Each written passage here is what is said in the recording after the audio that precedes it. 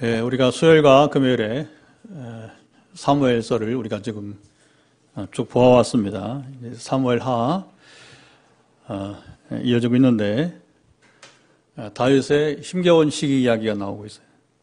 그것은 이제 아들 압살롬이 반역을 일으킨 것인데, 물론 그것은 다윗이 하나님께 범죄하였기 때문에 그 범죄로 인한 하나님의 심판이었어요. 징계죠, 징계. 그러니까 종말을 구하는 심판이 아니고 다윗을 죽이기 위한 심판이 아니고 그로 회개의 열매를 맺게 하기 위한. 예수님이나 여러분 세례요한이 회개 합당 열매를 맺으라 하잖아요, 그렇죠? 그래서 다윗 생애에서는 이런 고통의 시절이 있었어요. 제가 얼마나 무서운가를 우리로 보고 깨닫게 하기 위해서 이런 일을 주신 줄 믿습니다. 그러나 우리가 전에 나눈 것처럼 회개는 아무나 합니까? 오늘 본문도 보면 다윗은 그 시므이의 경우를 보면서 시므이를 죽이자 아비새가 말하잖아요, 그렇죠? 그런데 다윗은 죽일 수 없다는 겁니다. 왜 그럴까요? 그건 바로 하나님이 나를 심판한 것이다. 여러분, 이게 굉장한 믿음인 것입니다. 다윗은 이런 신앙이 있었어요. 그래서 지금 시므이가 말한들 그 의미가 없다는 겁니다. 이미 하나님 나를 징계하셨기 때문에. 그래서 뭐라고 하냐면 거기 보면 거기 요압의 동생인 아비새를 향해서 전에도 말했지만 그렇게 말하잖아요. 네가 나와 무슨 상관이 있느냐? 내가 너희와 무슨 상관이 있기에 너희가 오늘 나의 원수가 되느냐? 왜 나로 사람을 죽이게 하느냐? 이제 이렇게 말하잖아요, 그렇죠? 그것은 바로 뭐냐? 이것은 시므이의 문제, 나의 문제라고 하는 겁니다.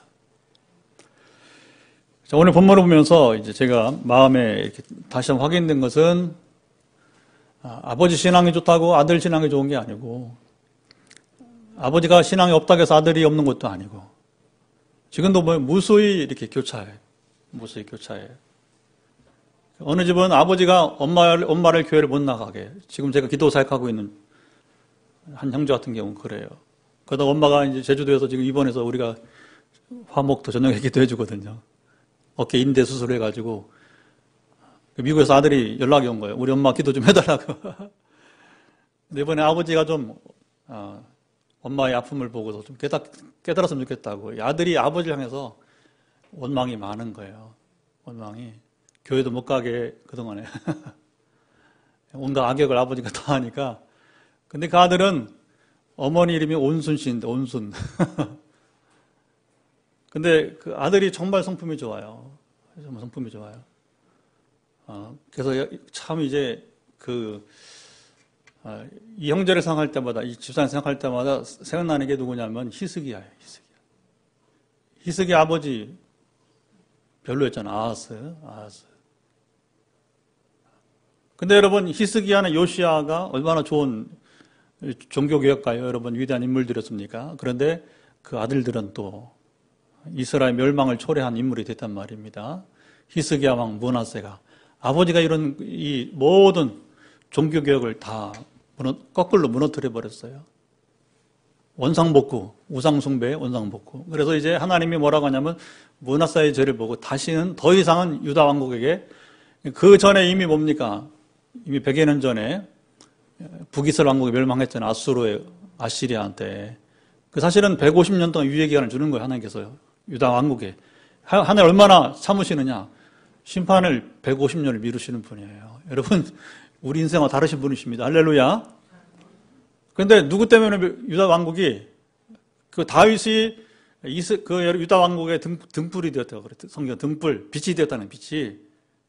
다윗이 하나님 보시기에 이제 온전한 사람이었기 때문에. 그런데 그 영향력도 뭐냐면 이제 누구 때문에 깨졌다?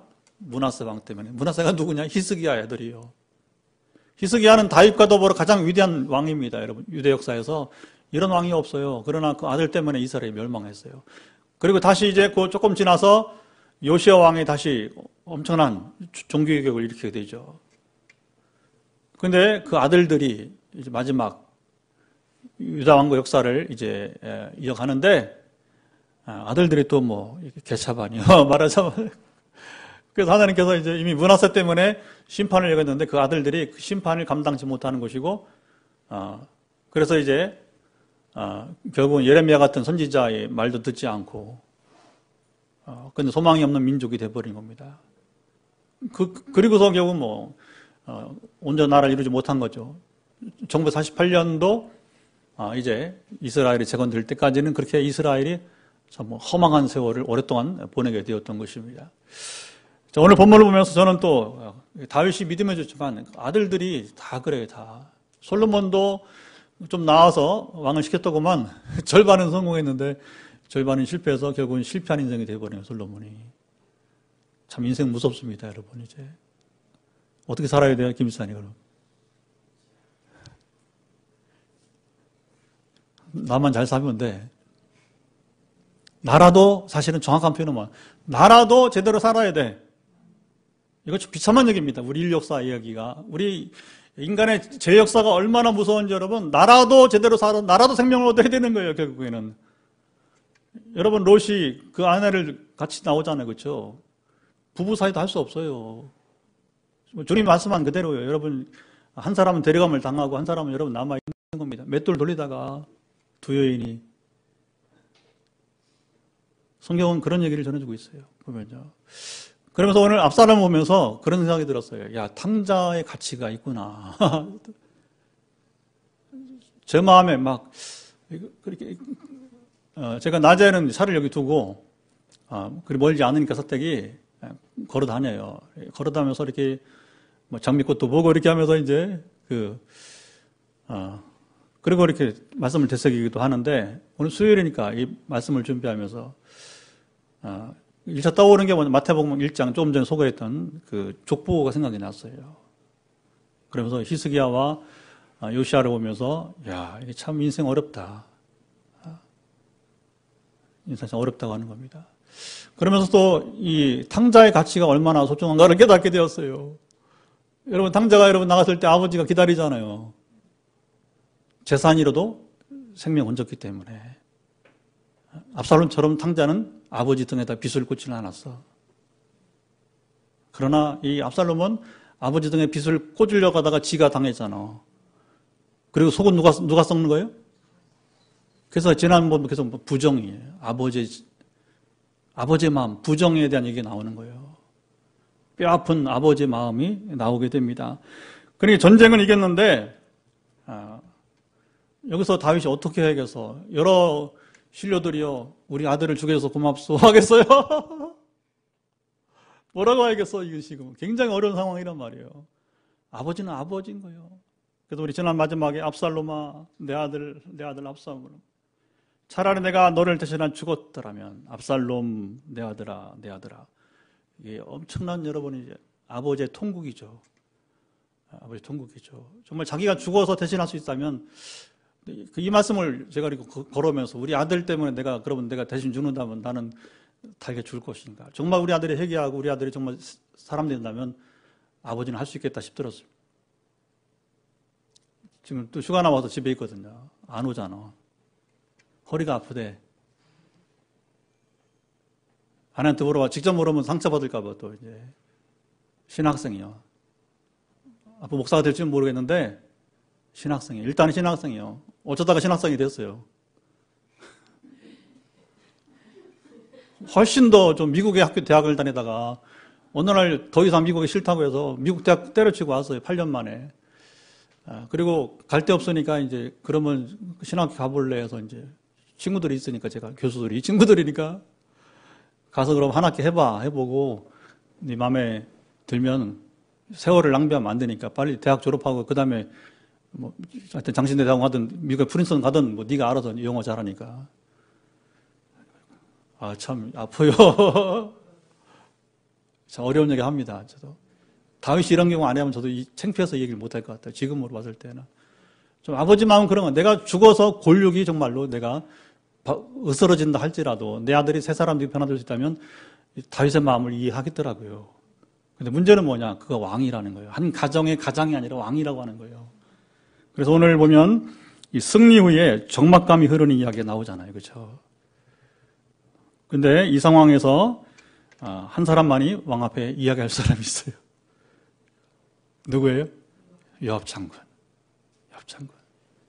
그래서 완전히 이 사람이 감초가 되기도 하고 또 악역이 되기도 하고 오늘은 정말 감초 같은 역할을 합니다. 누군가 말을 해줘야 돼. 안 그러면 근간이 흔들리는 상황이 오거든요. 그럼 어떻게 해야겠느냐? 오늘 목사님 강의를 보니까 적나라하게 썼더라고요. 뭐냐면 이제 오늘 내 마음은 너무너무 아프다. 그래도 여러분 아들이지 않습니까? 나는 너무 비통합니다, 사실. 그러면서도 여러분에게 너무나 감사합니다. 다시 질서를 잡아주어서 여러분 희생이 헛되지 않습니다. 이렇게 하면 됐는데 뭐냐면 뒷얘기는 안 하고 자기 고통만 표시한 거예요.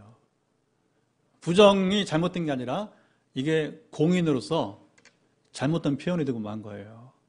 근데 그걸 바로 잡아준 사람이 누구냐? 바로 요압 장군이에요. 요압은 다윗에게 악역도 많이 하지만 오늘 보면 또 아마샤 나와요. 아마샤가 또 이제 다윗이 뭐라고 하냐면 이제 전쟁 끝내고 항공하는 길에서 또 여러분 봅니다. 그 13절 보게 되면 읽어보죠. 13절 시작. 너희는 또 아마샤에게 이르기를 너는 내 고륙이 아니냐. 요압을 이어서 항상 내 앞에서 시관이 되지 아니하면 하나님이 내게 벌이의 벌을 내리시기를 바라노라 하셨다 하라. 이 말을 하지 말았어야 돼, 다윗이. 왜냐하면 요압 장군이 듣고 가만히 있어요. 시기심이 팍 올라옵니다. 또 죽여, 또 요압 장군이. 우리는 조금 더 지나면 이제 결국에는 이제 20장에서 바로 다음 장이네. 다음 장에서 결국 이제 가만히 내비질 못해요. 얼마나 시기가 큰지 이자는 지략가이고 정말 정치군인이고 하면서 그래서 다윗이 좀 신중할 필요가 있었는데 이런 부분에서는 좀 말하자면 크게 그러니까 다윗이 어떤 감정 조절이 좀 안 된 부분들이 또 있어 보이기도 합니다. 역사가 지나간 다음에 보니까 그렇다는 거예요. 그때 설마 했겠어요, 그렇죠? 근데 역사가 지나간 다음에 우리는 내일 일을 모르잖아요. 그 역사는 뭡니까? 이미 다윗의 온 생애를 우리는 다 알고서 지금 역사 이야기를 나누다 보니까 이런 평가를 할 수 있는 거예요. 그러나 요압이 어떤 놈인지 어떤 여러분 장수인지 안다면 다윗이 아마샤를 보호해 주었어야 돼요. 이러면 안 돼요. 이미 앞에 당했잖아요. 이미 요압이 어떤 사람인가 당했잖아요. 그러니까 반복되는 이 요압의 실수를 막지 못한 그런 부분이 있습니다. 어쨌든 간에 요압은 이렇게 악역을 하기도 하고 또 이렇게 감초 같은 역할을 하기도 하면서 거기 뭐라고 합니까? 이제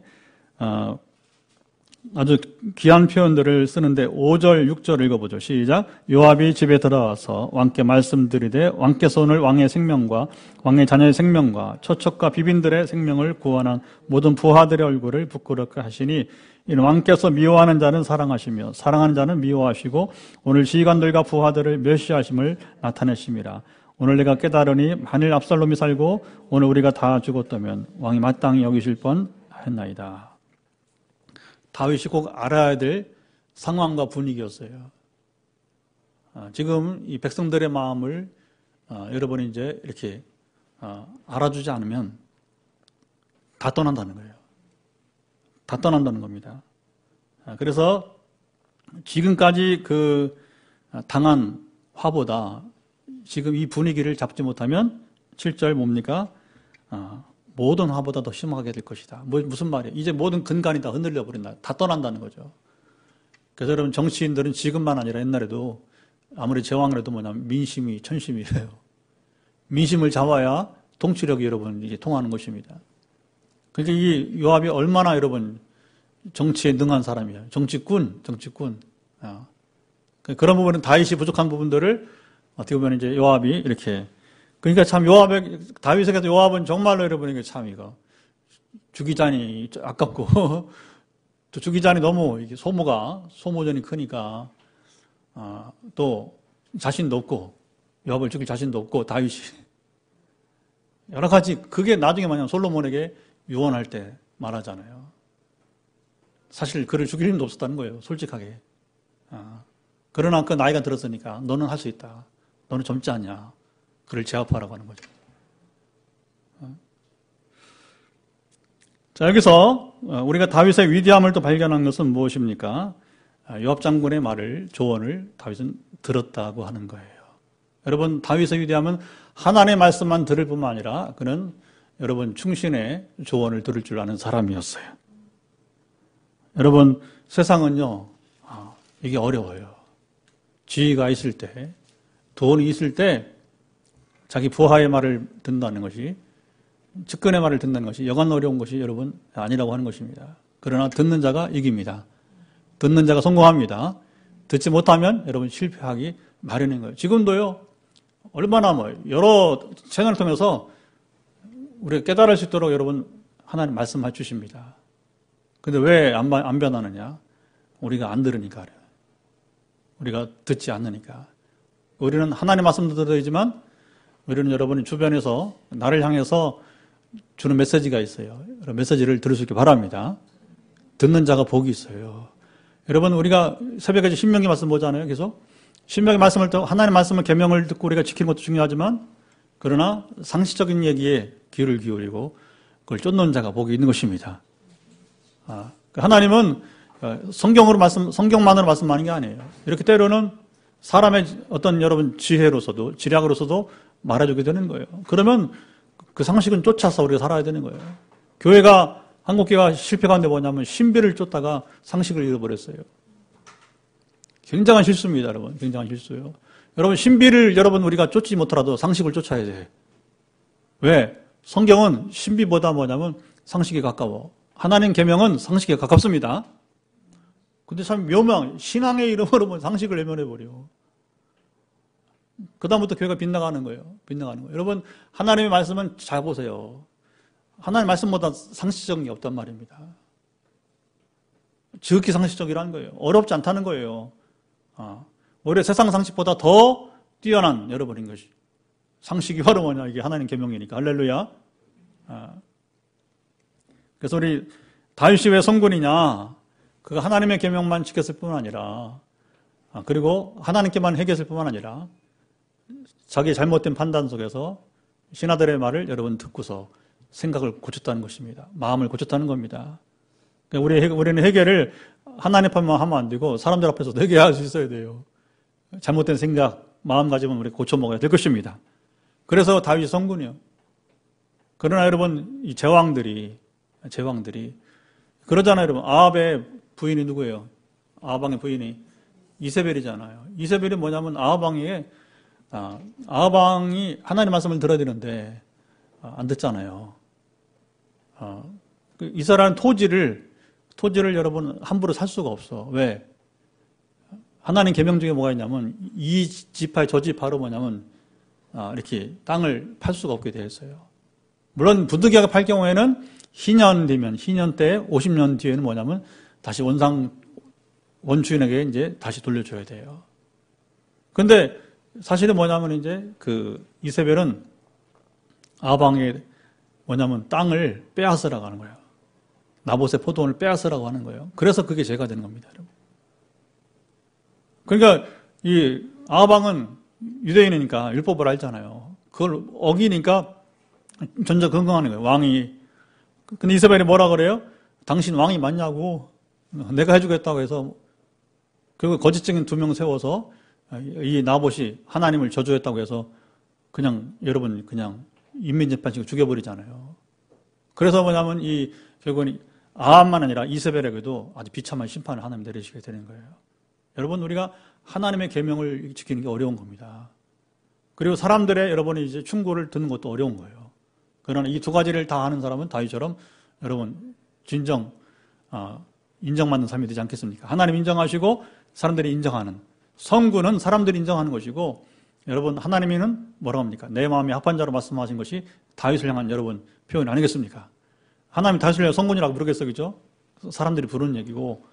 그러니까 오늘 우리가 이 다윗의 한 생의 모습 가운데서 배우는 바가 여러 가지가 있는데 그 중에 한 가지가 바로 이런 부분이라고 이제 하게 되는 거죠. 자, 이제 본문의 내용은 환궁 이야기로 가고 있습니다. 환궁을 하는데 여기 다윗이 먼저 섭섭함을 표현하고 있어요. 그것은 무엇입니까?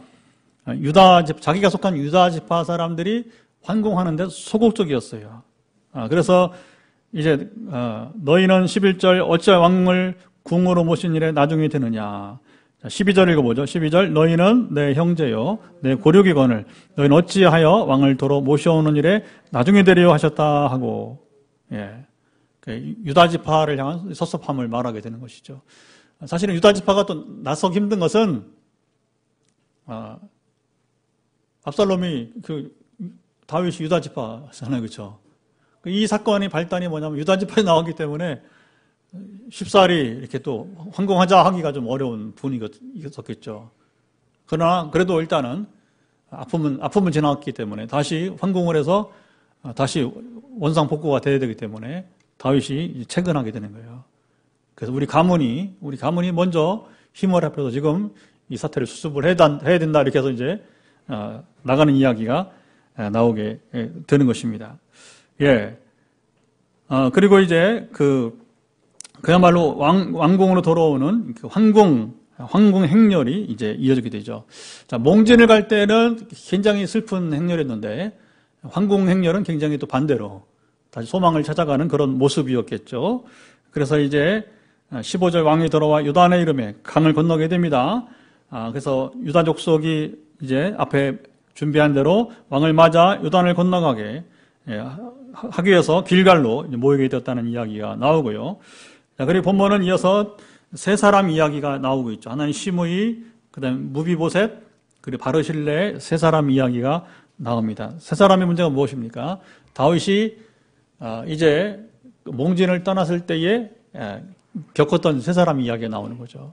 그래서 시므이는 이제 다윗이 몽진 떠날 때에 먼지를 날리면서 이렇게 다윗을 아주 저주하면서 창피하게 했던 그 사람이었던 거죠. 근데 이 사람이 또 금방 또 허리를 굽히고 몸을 낮춥니다. 그리고 자기의 밀어냈던 그 말을 19절 내게 죄를 돌리지 마옵소서 내 주 왕께서 예루살렘에서 나오시던 날에 종의 패역한 일을 기억하지 마시오며 왕의 마음에 두지 마옵소서. 차라리 말을 안 했으면 괜찮은데 참 내일 일을 모르는 이 어리석은 시므이가 왕을 주저했다가 지금 죽음을 피하기 위해서 이렇게 이제 그래서 이제 아까 말한 대로 아비새는 죽이라 하지만 이제 다윗은 너와 상관없는 이야기다. 그것은 나의 이야기다 하면서 이제 이날에 사람을 죽이면 마땅한 상황이 아니다. 여기 다윗은 신중하고 또 지혜로운 모습을 보게 됩니다. 심판을 그러나 미룰 뿐이라고 하는 거예요. 심판을 미룰 뿐이라고 하는 거예요. 그리고 궁극적으로 자기가 심판하지 않고 할 수 있으면 피를 흘리기를 원치 않는 거예요, 다윗이. 그래서 그것을 이제 꼭 악역은 아니지만 솔로몬 때에 그러나 그것도 약속을 주고서 예루살렘을 떠나지 않으면 산다. 그러나 예루살렘을 떠나면 죽는다. 시므이를 향한 이제 그런 약속을 하게 되는 것이고, 그 다음에 무비보셋의 경우에는 누가 피해자예요? 무비보셋이 피해자입니다. 누가 가해자예요? 그렇죠. 여기 이제 그의 내시였던 이제 시바가 문제가 되게 되는 거죠. 거짓말을 했잖아요. 거짓말을. 그러니까 무비보셋은 어떻게 해요? 자기의 마음을 이제 보여줘야 되니까. 그래서 거기 보면 어떻게 했다고 합니까? 이제 24절 보니까 왕이 떠난 날부터 지금 평안히 돌아오시는 날까지 발을 맵신내지 아니하고 수염을 깎지 아니하고 옷을 빨지 아니하였다. 그러니까 다윗은 오해하고 있으니까 오해를 풀어야 되니까 그거 살 수 있는 길은 바로 그의 정직함을 그의 진심을 나타낼 수밖에 없는 상황이 되었던 것이죠. 그래서 부득이하게 그는 오해를 풀기 위해서 시바의 거짓말을 자기를 속였던 일을 그리고 모함이었다. 이것은 시바의 계략이었다는 사실을 말하면서도 그러나 왕의 처분대로 하시라고 철저하게 그는 다윗에게 자기의 생명을 이렇게 맡기는 모습을 보게 되는 것입니다. 그런데 본문에 보면 다윗은 시바를 꾸짖지 않고 오히려 재산을 절반으로 나눠라 이렇게 하는 거예요. 어떻게 이해해야겠어요? 시바가 무비보셋은 잘못했지만 주인은 잘못했지만 다윗을 공개했잖아요. 여러분 그 예수님의 그 비유 가운데 보게 되면 그 지혜로운 청지기 이야기 나와요. 종말을 대비하는. 그렇죠? 이게 좀 상황은 다른데 그럴 수 있겠다 싶더라고요. 오늘 본문을 보면서 그 지혜로운 청지기 비유 이야기 생각이 났어요. 자기가 살기 위해서 결국 주인을 속여서 사람들에게 이렇게 자비를 베풀잖아요. 그렇죠? 왜? 쫓겨나서 어차피 쫓겨날 텐데 쫓겨나고 자기 살 수 있는 길은 자기가 이렇게 인정을 베풀어야 그 사람들이 나중에 그 인정을 갚게 되니까 그래 살겠다는 거 아니겠어요, 그렇죠? 그러니까 이게 그런 경우 같아요, 보면요. 그래서 그가 주인은 무비보스에게는 잘못했지만 그러나 다윗을 공개했기 때문에 다윗이 또 약속을 했어요. 그래서 이제 뭐라고 약속했어요? 무비보스의 것이 내 것이다 이렇게 그 말을 이렇게 뭐냐면 다시 번복할 수 없는 다윗의 입장이 또 있는 거예요. 그 왕명이란 게 어려운 겁니다. 변개하기가 어려운 거예요. 그러니까 그런 경우도 있고 이제 그렇게 보면 될 것 같고요. 그러나 무비보스는 재물에 또 관심이 없는 사람이었어요. 자기가 어떤 처지에 있는지를 알고 겸손하게 살 줄 알았던 그 대표적인 인물이 바로 무비보셋이 되는 것이고, 그다음 마지막 인물 이야기는 이제 바르실레 이야기 나오죠. 그래서 그 다윗이 몽진 가운데서 가장 따뜻하게 영접했던 사람이 바르실레. 가장 많은 식량과 이제 음료로서 대접을 했잖아요. 그러니까 이제 왕이 바르실레는 왕을 환송하기 위해서 나왔는데 왕은 그를 이제 같이 가자. 내가 널 등용하겠다 하는 거 아니에요, 그렇죠? 그러니까 내가 뇌물을 드린 것이 아닙니다 하면서 그러면서 이제 자연스럽게 이제 왕이 호의를 베푸니까 아들에게 기회를 주는 거예요.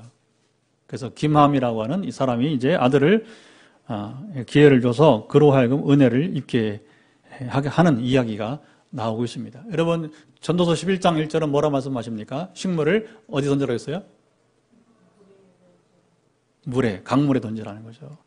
후에 도로 찾으리라. 뭐예요? 선을 베풀라는 겁니다.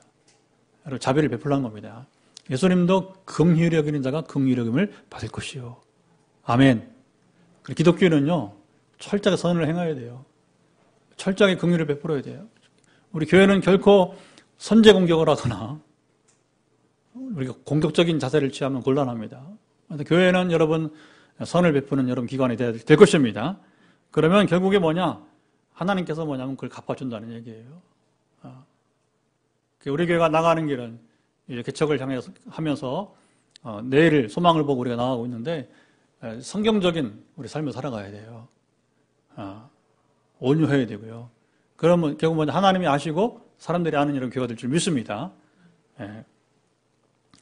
자, 이렇게 해서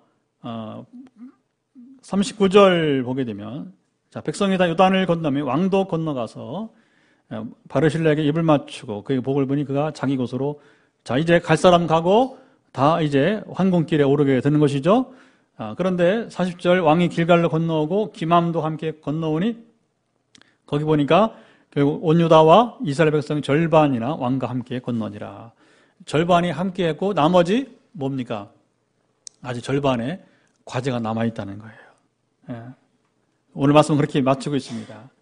그래서 마지막 보면 유다 사람과 이스라엘 사람 사이에 유다 사람은 누구냐? 유다와 베냐민 지파가 훗날에 결국은 유다 왕국이 되잖아요. 그래서 이스라엘은 나머지 10지파를 말하게 되는 거예요. 그렇게 해서 다음 시간에는 우리가 이제 금요일날 세바의 반역을 보게 되는데 아직 끝이 아니라고 하는 아직도 압살롬 사건 다음에 다시 반역이 있기 때문에 아직 과제가 남아있다는 거죠. 황금길은 그렇게 아직 평탄한 것만 아닙니다. 아직도 과제가 있는 거예요. 그래서 이 과정 속에서 징계를 받는 자의 자세를 우리가 배우는 것입니다. 징계를 받는 자의 자세. 그래서 우리가 어떤 여러분이 이제 근데 본인이 알아요. 본인이 알아요. 하나님 징계다. 그러면 뭐냐? 그 징계를 잘 참고 다윗처럼 하나님 앞에 회개하고 또 사람들에게도 인정하고 잘못을 고하고 그러면 이제 회복의 길이 생깁니다. 반드시 다시 한번 기회가 올 것입니다. 그러면 교회가 부흥하는 거예요. 개인 가정이 부흥하는 것입니다. 그게 부흥이에요. 부흥은 100% 회개 다음에 와요. 한국교회 부흥은 언제 와? 회개해야 부흥이 오는 거예요. 그래서 양극화됩니다. 양극화하고 이제 요 팬데믹 지금 사태가 진행하면서 지금 두려운 것은 지금 어제 우리 시찰회에서 우리 젊은 그 이제 기독교 미래학자들 둘이 와서 이제 열등 강의를 하고 있는데 제가 번역 때문에 가지 못하고 대도교에서 했는데 그 요즘은 실시간으로 이제 좀 잘 하니까 그래 실시간 유튜브 스트리밍으로 들으면서 제가 번역 작업을 했어요. 그런데 뭐라고 하냐면 이제 거의 이 사람들이 미래학자들이 10월에 환절기가 왔을 때 10월에 이번 10월에 이제 여름이 가고 찬 공기가 시작되는 이제 10월에 제2, 2차 대감염이 올 것이다 이렇게 보는 거예요. 다시 교회 문 닫아야 될 때가 온다는 거예요. 그래서 지금 6월이자면서 6월부터 9월까지 10월 이후의 일을 대비해야 된다는 거예요. 지금 한국교회가 지금 어떻게 가는지를 잘 봐야 됩니다. 그래서 여러 가지 공개적으로도 해결을 촉구하는 교회들이 많아요. 해결을 촉구하는 여러분, 평신도 직분 관계없이 평신도든 여러분 이제 그동안 또 갑질했던 여러분 기업인들, 여러분 이제 또 장군 출신 뭐 다 많잖아. 그치? 결국 뭐예요? 회개해야 돼요. 회개해야 돼요. 그런데 아까 사실은 제가 좀 더 좀 진하게 얘기 안 했지만 다윗은 제왕으로서 이렇게 돌이켰지만 부하의 말을 들었지만 지금도 여러분 이제 마땅히 들어야 할 말을 듣지 않는 크리스찬 리더십이 많단 말입니다. 그게 기업에서도 그렇고 군대에서도 그렇고 그리고 뭐냐면 교회 내에서도 마찬가지고. 그 지금 10월 이후에 팬데믹을 두려워할 것이 아니라 우리가 이 계기에 회개하면 여러분 부흥이 옵니다. 근데 지금 되게 뭐냐면 신목사 기대하지 마. 그래. 우리 네트워크에서 제가 설교를 자꾸 이렇게 하니까 설교는 하는 건 좋은데 기대는 하지 마 그런다고요. 기대는 하지 마. 안 한다는 거예요. 회개 안 한다는 거예요. 그럼 뭐냐 한국교회 부흥 없는 거예요. 그러나 개교회가 각기 회개하고 여러분 포항에도 보세요. 여러 교회들 뭐 이름 대봤자 은행 안 되니까 지금도 많은 문제들 있잖아요. 그러나 회개합니까? 안 하잖아. 안 하잖아. 시간이 금방 가면 여러분 이제 폭삭 가라앉을 것입니다. 무섭습니다. 하나님 심판 무서운 거예요. 이렇게 여러분이 세계를 뒤집고 여러분 하나님이 너희들 지금 마음을 새롭게 하라고 하는데 안 듣잖아요. 그러니까 우리 자신부터 우리도 또 최근에 ENF 이제 아우리치를 우리가 맞이하면서 6월 20일부터 24일까지 우리에게 또 줬잖아요, 경고를. 그 제가 어렵게 그걸 공개할까 하다가 말까 하다가 그대로 줬잖아요, 그렇죠? 우리 각 가정이 각 사람들이 해결해야 됩니다. 그러면 이번 ENF 여러분 이제 우리 아우리치 때 큰 은혜가 임할 것입니다. 아멘. 그러면 속에 어느 정도 해결되느냐? 성 어거스틴의 컨페션 고백록을 보게 되면 어거스틴은 정말 회개할 걸 다 회개한 사람이에요.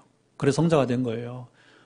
여러분 어렸을 때 뭐가 생각나요? 어머니의 젖을 먹으면서 젖 먹는 것도 아닌데 너무 세게 엄마 젖을 물어가지고서 엄마를 아프게 한까지 회개했다는 거예요. 회개는 그렇게 하는 거예요. 회개는. 그래서 우리 자신이 안고 있는 인생의 문제가 다 있잖아요.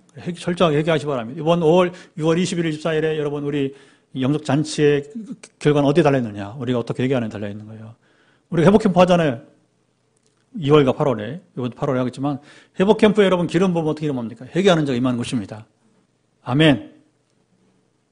그 예찬이 작년에 그때의 그 열정을 가지고서 새벽을 깨우고 주를 바라보면 또 기적이 나지 않겠어요. 그렇죠?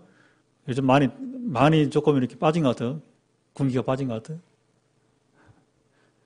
그러면 기도하기 어려워. 그러니까 정말 작년, 그 재작년 또 이렇게 하나님 다 보신 거란 말입니다. 그러니까 이 가정의 믿음을 보신 거란 말입니다. 도구에서 여러분, 여기 우리 효성까지 특세를 3주간 2년 연속 한 번도 하루도 안 빠졌다니까. 도구에까지 오면서. 오늘도 딸들이 도구에서 왔지만, 그러니까 여러분 이제 그게 정성이 아니에요. 우리가 말하면 뭐 불공될 때 정성, 그런 정성이 아니고 뭐냐면 하나님 관계를 말하게 되는 것입니다. 아멘. 부흥은 회개 뒤에 오는 거예요. 회개 뒤에. 그래서 우리 이제 기도합시다. 다윗이 보여주는 이제 최근의 메시지는 뭐냐면 바로 다윗이 자기 죄 때문에 고난의 것을 깨닫고 회개하면서 회개 열매를 맺어가는 사실을 여러분 발견합시다. 그리고 또 우리가 기도할 제목이 많이 있는데 내가 온전하다 할지라도 자식이 온전할 보장이 없는 거예요. 그리고 나는 우리 가정에는 부모를 원망할 것도 없는 것입니다. 나라도 온전하면 될 것입니다. 정말 여러분 굉장히 우리가 뭐냐면 이제 직설적인 적나라한 표현은 뭐냐면 나라도 온전하게 하옵소서 해야 될 것 같아요. 지금 이 시대에는 혼란한 시기에는 나라도 온전해야 우리 가정을 살릴 수 있기 때문에 아멘. 그래서 이런 다윗의 경우를 보면서 여러 가지 생각하는 점이 많이 있을 텐데 여러분 각자 기도합시다. 그리고 말씀을 따라 우리가 순종할 때 새 역사가 있기를 간절히 소망하며 기도하겠습니다. 하나님 아버지 감사합니다. 이 시간도 우리가 기도할 때 아버지는 참으로 이제 다윗의 참으로 이제 하나님께서 주시는 징계의 때